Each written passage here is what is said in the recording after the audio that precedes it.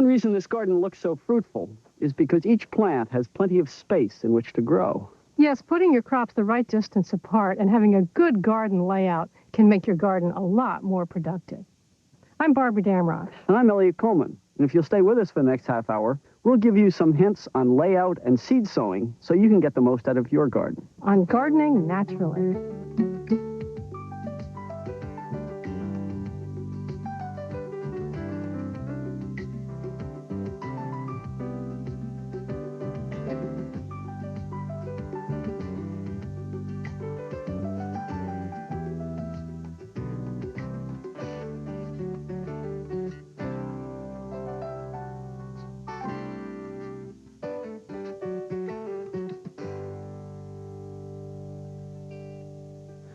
Once you've found a site for the garden, and remember that includes a spot that has plenty of sun coming in, hopefully some tree or wind protection to the north, and just plenty of space for things to grow, then you want to think about how to lay it out, where to put the different crops. Well, the first thing I think about is putting the tall crops on the north side of the garden, away from the sun, so any shade they cast will be cast where nothing is growing.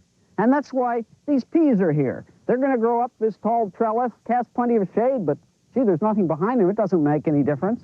And my early tomatoes that are tucked in behind this cold frame glass for a while, they're going to grow up strings and be tall. Again, no shade problem. I've planted corn back here. There will be staked cucumbers and climbing zucchini and so forth here. Again, on the north side, not casting shade on any of the lower crops, which I'm then going to put out in front. Now, out in front, we have a lot of beds, a lot of growing areas. And there's a reason for that. I'm always thinking in terms of a crop rotation. For example, these strawberries, which are here, they'll be somewhere else next year. This lettuce bed won't be here. It'll grow somewhere else. And that's really important because then these crops don't make the soil unhealthy for themselves. They get to grow somewhere else, and a different crop comes here. Now, the beds here are the width they are for a very good reason. This is 30 inches between the stakes, and it's an area I can step across. I'm comfortable working here, whether I want to stand here and pick weeds or just step from one side of the garden to the other.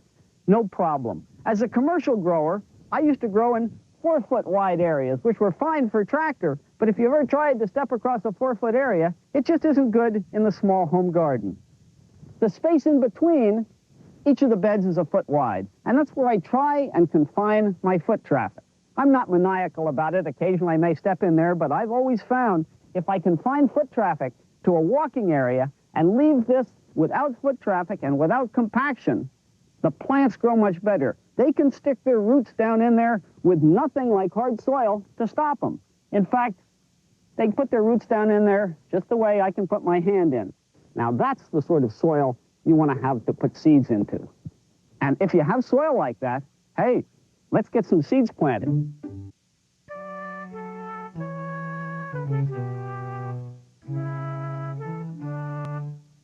One of the things I enjoy the most about my garden is that there's so many flowers in it that self-sow. That simply means that if I plant it one year, it'll go to seed in the garden, and the following year, all sorts of little volunteers will come up. For instance, this Shirley poppy, I didn't plant it this year. It just came from last year's plant that went to seed. When I find that something like this has happened, I evaluate the seedling and I decide whether it's in a good spot or not. If it's not, I weed it out. If it is, I leave it.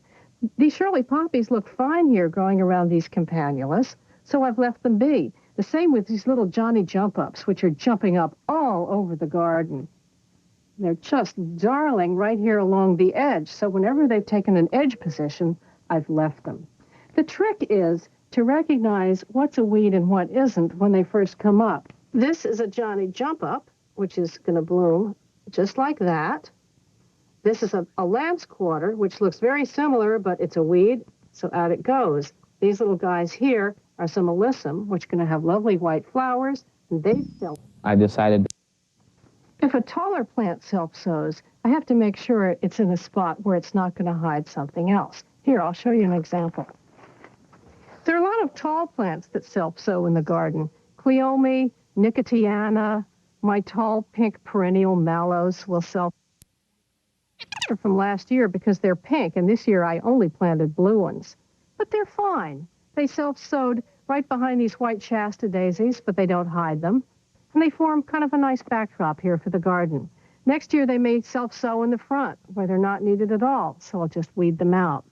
A very tidy kind of gardener might not like to operate this way, but I think it's fun to work with nature and kind of look forward to her little surprises, and then just cull the ones that really don't fit in with my gardener's scheme of things.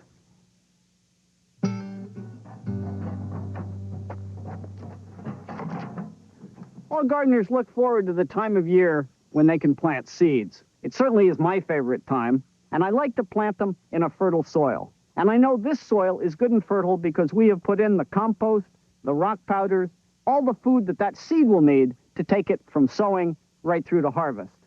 That's the sort of soil that will make it grow best. Now, I'm prejudiced like any other gardener.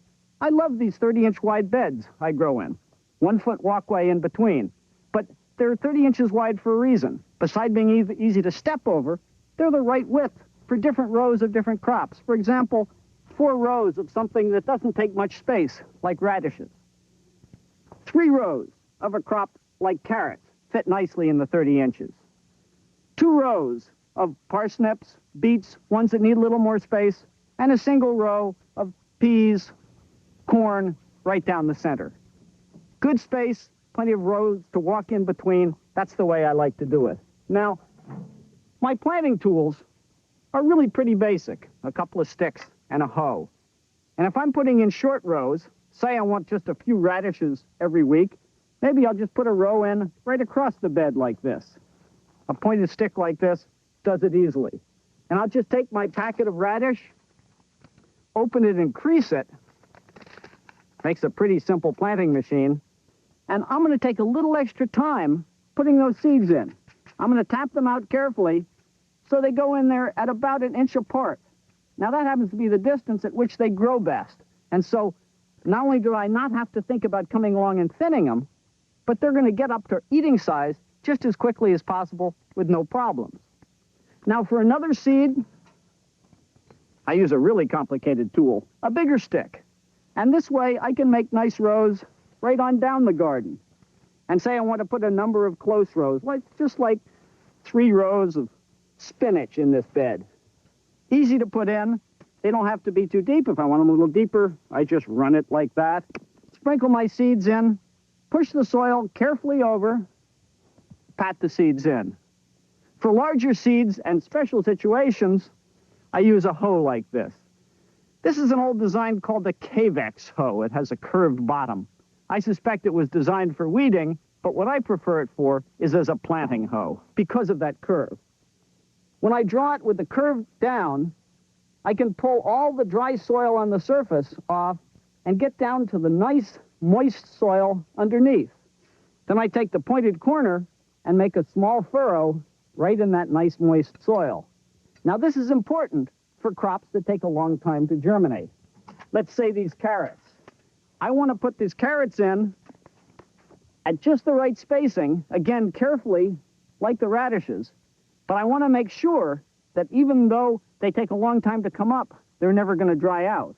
And that's why I made that little curve first, because I'll push the soil over the seeds, tap it in, and then every day, at least once, I'll come along with a watering can and just put a little moisture in here.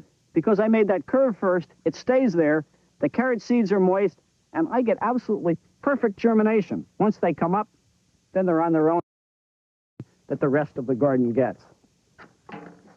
Now, another important planting tool is right on the end of my arm, my finger. Basically, if I'm putting in large seeds, like corn, I can just poke a hole in the ground, put them right in, or even set the seed on top of the ground and poke it in there, about 1 inch. In fact, the proper planting depth for most seeds is about 3 to 4 times the size of the seed. So something small like a radish or a carrot that's, 1/8, 1/16 of an inch, you're only going to put it down 1/4 of an inch. Something like corn, which is really 1/4 of an inch, 4 times that, 1 inch, 3/4 maybe in soil where it'd have a hard time coming up. That's all you need to do.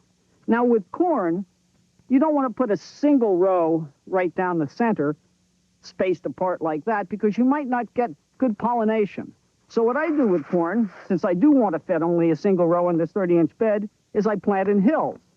I'll put 4 or 5 seeds in a little hill about 18 inches to 2 feet away from the next little hill. Just put them in there, pat it on top, come over here, and put another one in. And then when they come up, thin it to 3. That means there's 3 stalks at each place, and they can cross-pollinate each other. Works very well, makes it easy to cultivate in between and keep the weeds down. Now, one last thought about seeds. Along with these pea seeds, I'm going to put something else into the soil, an inoculant. Now, peas are a legume. Peas are able to take nitrogen out of the air and put it to their use. They do that in conjunction with a bacteria. And just to make sure that bacteria is in your soil, it's a good idea to buy some. It's sold, usually where you buy your seeds, in little packets like this, mixed with some peat moss. And the best idea is to sprinkle it with your seeds before you put them in the soil. Or even after you put them in the furrow, just come along with this packet and sprinkle a little of this on top before I put the soil over the top. The bacteria in this packet says specifically that it's for peas, are mixed in here with some peat moss to keep them alive until I mix them into the soil. Then the peas have access to all that free air nitrogen, and what the heck? Gardening naturally means making use of all the things that nature has to offer. Now, a lot of the seeds I sow, I don't sow in the garden. I sow in the house or in the cold frame. And then I bring out little transplants. And there's some good techniques for that, too. Come on along and I'll show you.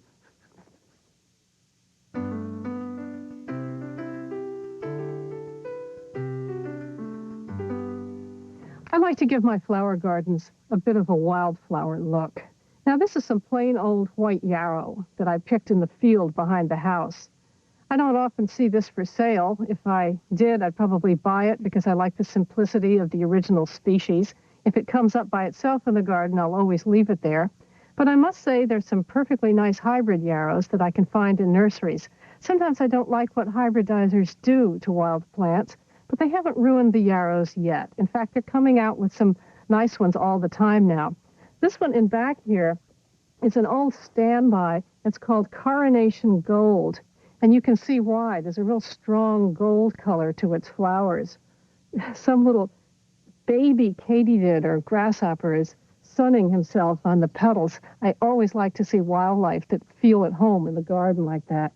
Here's another one. This is a slightly different yellow. It's called Moonshine, and it's got a pale sulfur yellow color that mingles well with lots of different other colors in the garden. It's looking very pretty right now next to those tall blue veronicas.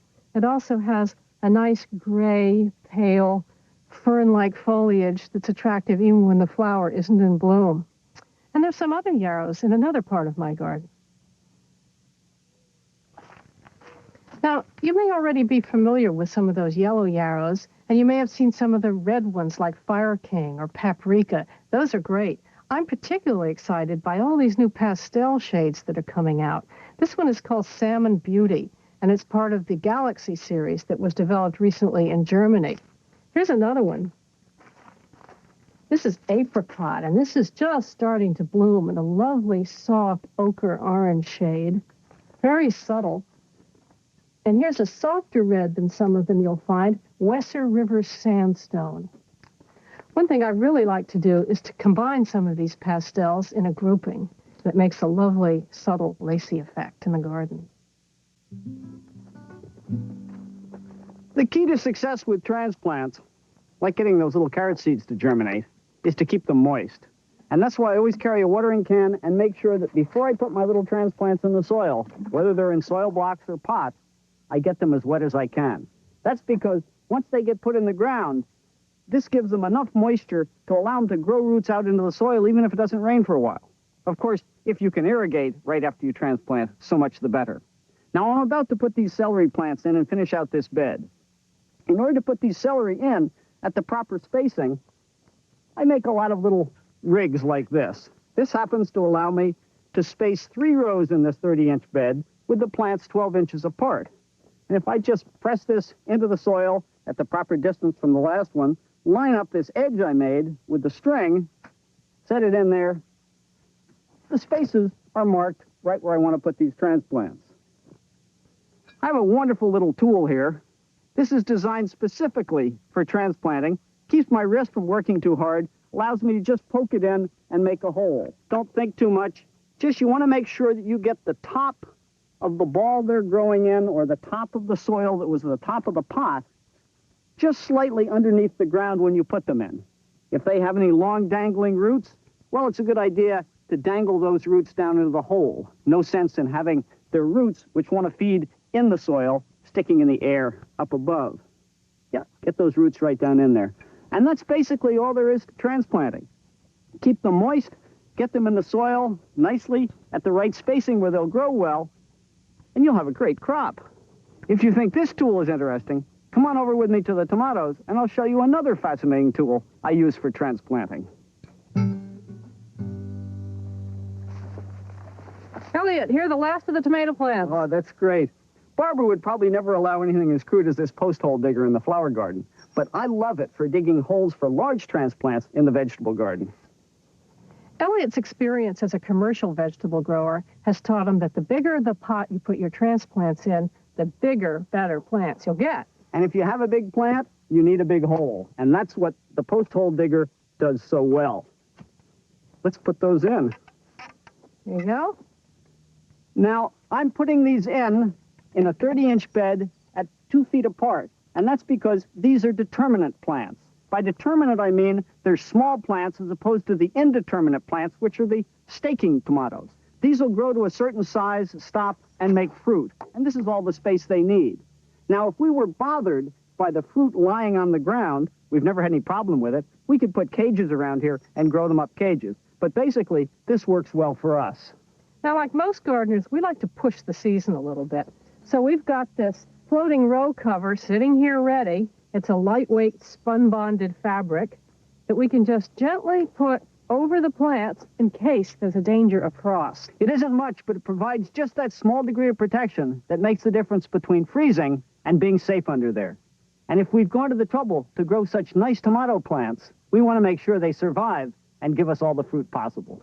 You mean tomato plants? Tomato. Somehow we managed to share this garden. This little salad garden is a great demonstration of the ideas of garden layout and sowing. In fact, it looks so good I want to bend down and graze. It's in a 30-inch wide bed, which makes it easy for me to work around. I have a 12-inch path here to stand in. And then it's laid out well with regard to the sun. Sun's coming in from here, so the carrots, the little shorter crop, aren't going to shield till they're picked, and there won't be any shade from then onto the beets after they are picked. The spinach will be harvested, and it won't shade the arugula on the back side. Now, this is great variety and wonderful salad, but it has other uses. These 5 crops help me avoid pest and disease problems, because I don't have a monoculture. I have what you might call a multiculture, all sorts of variety in here. And variety is one of the keys to success when you're gardening naturally. The other thing all these plants do together is prevent weeds because their leaves grow so closely. For example, this little bed back here was planted just 2 weeks later than this one. In fact, I plant one of these every 2 weeks in order to keep the progression going. And you can see then how quickly the leaves fill in. Once the leaves fill in, there's no sun down onto the soil, and you don't get any more weed growth. Just a little weeding when it starts, and this sort of crowded planting is very effective at preventing any more weeds. Now, all these guys are going to grow and grow big, and this close spacing is going to be too close once they get big. But that's no problem, because the carrots are slow growers, the beets are fast growers, and I'm going to have picked these beautiful red radishes, taken them back and eaten them. In fact, that's the whole idea of it, before they ever begin to shade the beet row back here. The spinach, I'm going to do the same thing. I usually come in here with a little pair of clippers like this and clip out little in-between plants, take them back for the salad. Nothing better in a salad than young spinach like that. The same with clipping out little arugulas. And over the course of time, I'm slowly thinning this out, so by the time all the radishes are harvested, there's plenty of space between the carrots and the beets. By the time the spinach is harvested, the arugula can grow on the back side. This is the ideal salad garden. Young, tender, fresh, and indescribably delicious.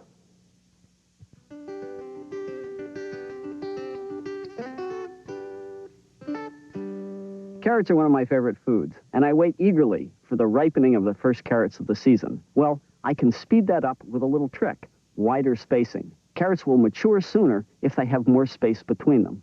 So in a bed like this, where I'm after the earliest carrots possible, I've thinned the first 2 rows there to 4 inches apart, the next 2 to 3 inches apart, and these to 2 inches apart. And this wide spacing will allow those first carrots to mature well ahead of these, and at least 2 weeks ahead of ones that were crowded.